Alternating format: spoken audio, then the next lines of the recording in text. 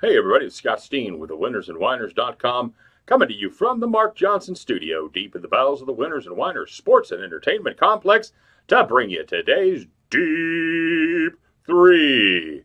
As always, don't forget to like, don't forget to subscribe, give us that elusive thumbs up if you're digging what we're doing, and if you haven't done it already, please give us put us on your subscription list, hit that little bell, and that way you'll be notified every time we put up a brand new video. And of course, don't forget to tell us what you're playing today. Are you tailing the Deep 3? Are you fading the Deep 3? Do you like some of them and not the others? And most importantly, what have you come up with for yourself that you're playing? I know that C-Dub's probably got a little hockey working. Peach Waller might treat us to, C-Dub's got some soccer. Peach Waller might treat us to some NHL action, especially that first period stuff. And yeah, got a lot of high quality handicappers out there. Love to hear from you guys and what you're on today. And if you get it right, not only will you enrich yourselves financially, but you'll also be rewarded richly with a shout out at the end of the prediction part of every day's video. So yeah, you got that to shoot for as well.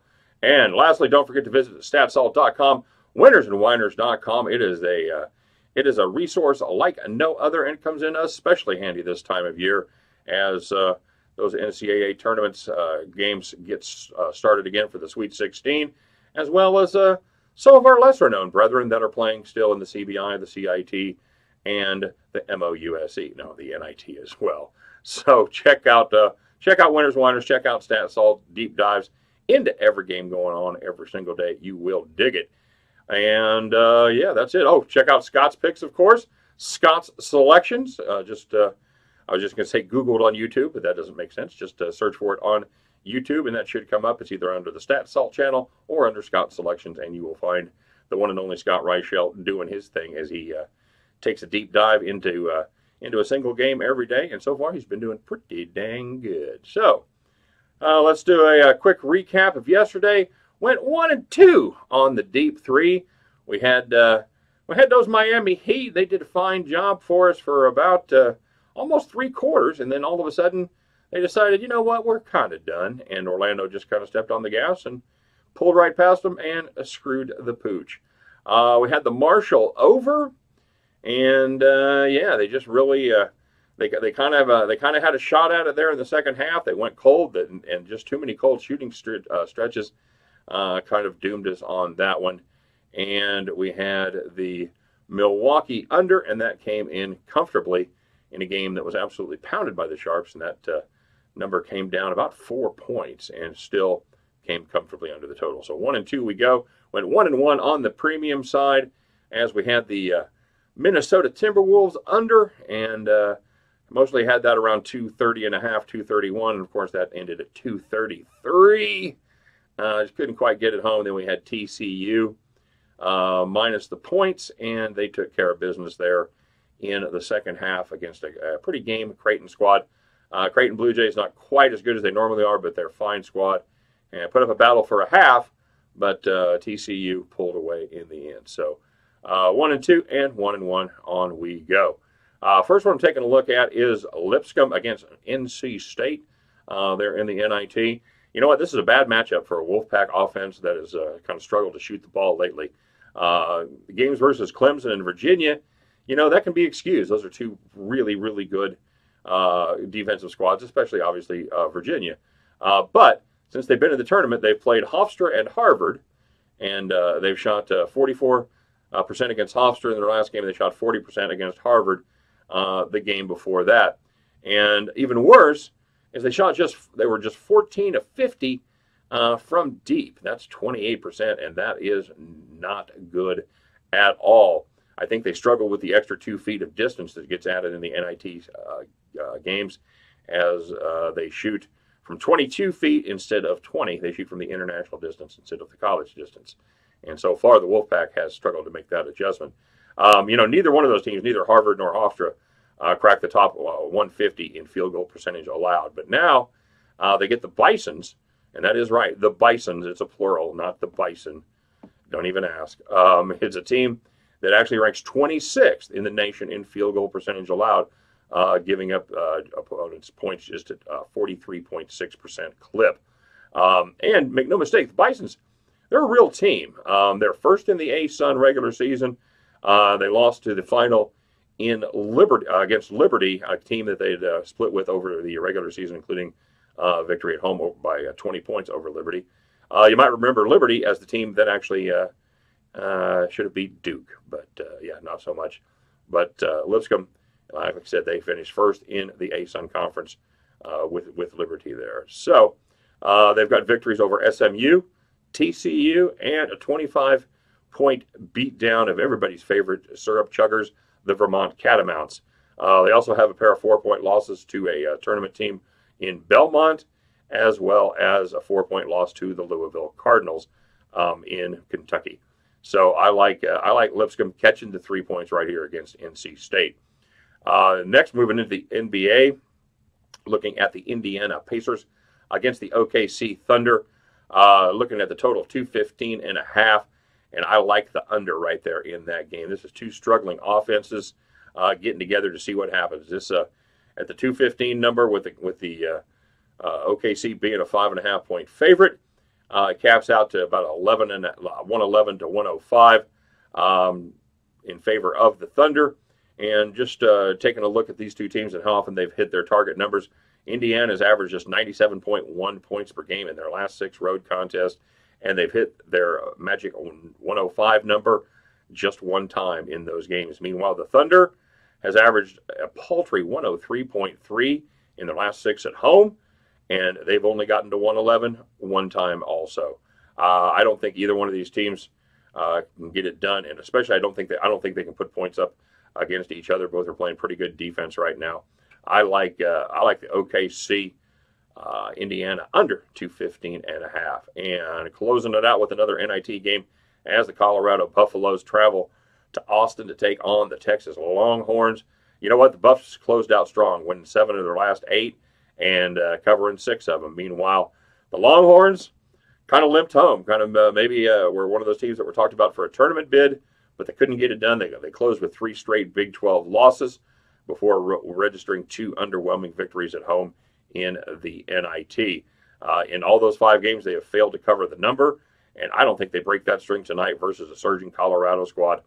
Give me the Buffs +6. I also wouldn't be mad at you if you wanted to take a little swing at the money line. I think there might be some value there as well. So get yourself down on Colorado +6, the OKC Indiana under 215.5, and the Lipscomb.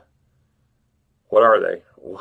I knew the Bisons, of course. How could I forget? And the Lipscomb Bisons +3 at the end of those 3 games. You guys can join me as we head back to the window. All right, let's take a look at the shout-outs for last night. Starting with Hammer and Hank. He says, Hammer and Hank's kind of old school. He's got himself a very good plan here for college players. He says every college player ought to get horsewhipped for every free throw they miss. He says, I hate Indiana, and the only time I ever bet on them is when they play like a bunch of half-wits that can't make a free throw. Hammer and Hank, I'm guessing he had Indiana versus Wichita State.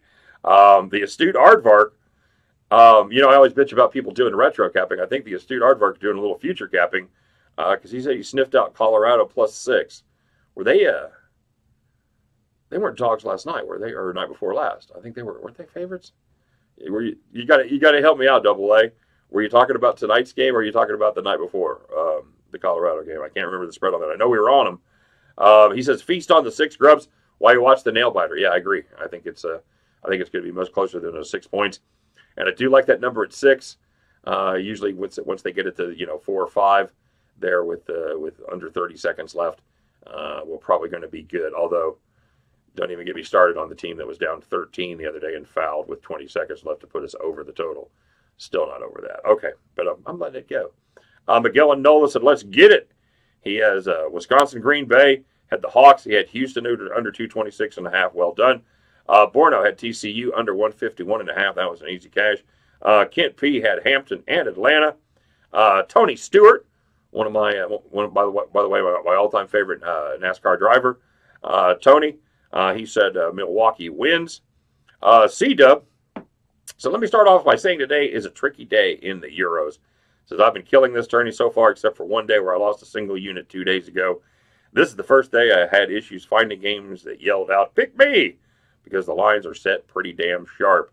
I will have some plays, but I'm kicking today back to half units to avoid any issues.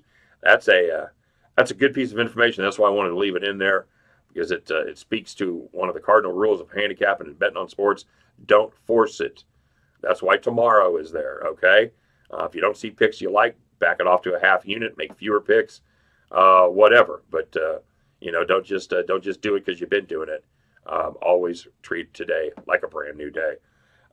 And he ended up finding in the Euro Cup, he had Switzerland, Denmark over 2, and he had Romania at -1.5.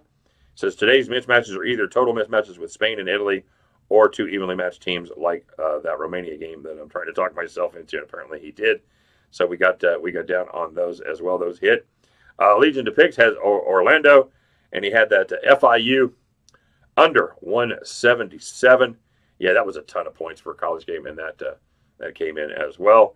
Scott, the Divine Greek, says, I love the excitement you present when we rip up those paper plates. Absolutely. So let's continue today. Shall we? Said, I'm tailing the Deep-3 again. Greek, we evened ourselves out. We went 1 and 2 to take it down to 3 and 3 for the week. All of the good china had to stay on the shelves today, but you know what? We're firing again, brother. We ain't shy. We're getting it after it again. He said he'd be fine with 66.6%, and we'll see what we can do. And Miguel and Nola, he had Green Bay -4, and they showed up, played a very fine game, and beat the brakes off of whoever they played. I can't because we didn't have that one, so I did see that they had a huge lead and brought it home. So nice job, the Green Bay Phoenix. Right? Is that the Green? Yeah, I know that was Wisconsin. I think it's the Wisconsin Green Bay Phoenix. So very nicely done, boys. All right, kids. That's it. That's a kind of a short one today. I think everybody's getting geared up for more NCAA action tomorrow. And you know what else starts tomorrow? A little baseball. Put me in, Coach. I'm ready to play. So let's have some fun. By the way, if you ain't betting baseball, you are missing out, because that's the number one sport that the Sharps like to pounce on. So there's always a lot of good value out there in the round ball, and we'll be talking about that as the summer progresses. But we're getting ready to get fired up. It's my favorite sport to cap. A lot of value out there. A lot of lines that aren't real sharp, especially early in the season. So you kind of got to be careful figuring out who's ahead and where the pitchers are all at. So. But yeah, we're gonna have some fun in baseball this time. So anyway, until then, looking forward to tomorrow. We're gonna have a lot of fun stuff to talk about. But you guys, good luck today. Have a great day, and look forward to talking to y'all tomorrow. Take care. Thanks for watching.